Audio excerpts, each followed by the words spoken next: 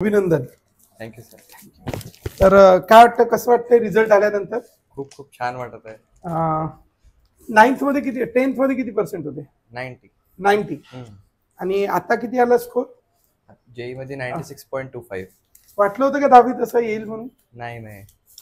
बरं, आता हा जो स्कोर आला याच्यामध्ये तुझी खूप मेहनत आहे, तुझ्या आईवडिलांचं मार्गदर्शन आहे, पण सोबत सोबत JSM मध्ये फिजिक्स, केमिस्ट्री, मॅथ्स चा काय स्कोर राहिला आणि तू JSM मधल्या फिजिक्स, केमिस्ट्री, मॅथ्सच्या फॅकल्टी बद्दल काय बोलू शकशील?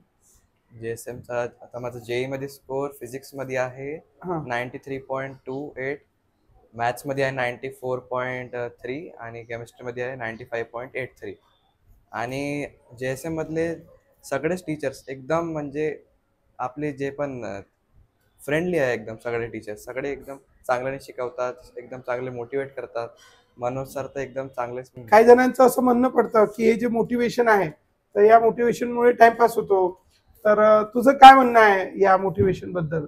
नाही, टाइमपास तर नाही आहे मोटिवेशन, कोणाकोणाला वाटते. हा, पण टाइमपास तर नाही, कारण की त्यांनी आपलं जे एक गोल आहे ते आपल्याला हर दिवस त्याचं स्ट्राईक होत राहते दिमागाला, की आपल्याला हे करायचं हे करायचं करायचं आहे. आणि सर हर दिवशी म्हणत राहतात आपने को रिझल्ट लाना है, रिझल्ट लाना है. मग ते अशी अंदरून आग अशी जारी राहते ते आग. म्हणून ते खूप गरजेचं आहे. आणि सर त्याच्यामध्ये मोटिवेशनच नाही देत, फक्त पूर्ण एकदम प्रॅक्टिकल इम्प्लिमेंटेशन करतात हर एक गोष्टीचं. म्हणून खूप गरजेचं आहे. अभ्यासाचं कन्व्हर्शन रिझल्ट मध्ये झालं पाहिजे, तर याच्यासाठी JSM तर्फे काय एक्स्ट्रा करून तुमच्याकडून घेतलं गेलं? मेडिटेशन. मेडिटेशन किती वेळ चालायचं मेडिटेशन? एक तास. एक तास? हो, म्हणजे क्लासच्या पहिले तर सर आम्हाला पूर्ण ते मॅम ठेवायचे आणि मग आम्ही सगळे मेडिटेशन करायचो 10 मिनिटं. आणि एक वेगळं सेशन एक घंटाचं असायचं, योग निद्रा वगैरे व्हायची.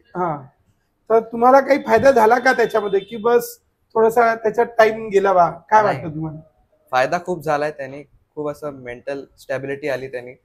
आणि जे पण पेपर मध्ये आपण क्वेश्चन सॉल्व्ह करतो तेव्हा खूप हेल्प होते त्यांनी. असं वाटते की बा अच्छा ठीक आहे, हा नाही येत दुसरा येऊन जाईल. खूप हेल्प होते त्यांनी. चला, अजून काय दोन शब्दात काय म्हणू शकते JSM बद्दल? JSM खूप छान आहे. म्हणजे आपल्याला जर वर्धेमध्ये राहून काही करायचं आहे तर JSM इज बेस्ट.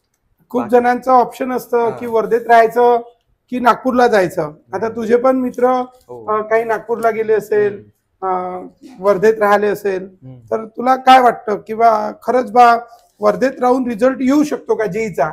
हो, बिलकुल बिलकुल, काहून नाही येऊ शकत, आलाच आहे. ठीक आहे. तर नागपूरच्या कंपॅरेटिव्हली काय वाटतं, म्हणजे वर्धेत राहून JSM मध्ये राहून आपल्याला फायदा होतो का आपला लॉस होतो? फायदाच होतो, कारण की आता जर आपण आपल्या होमटाऊन मध्ये आहो आणि इकडूनच राहून म्हणजे आपल्या फॅमिली सोबत सगळं एकदम कनेक्शन आहे, आपला सगळ्यांचं लक्ष राहते. जर इकडे एवढं बेस्ट भेटत आहे तर मग कशाला इकडे तिकडे जायचं.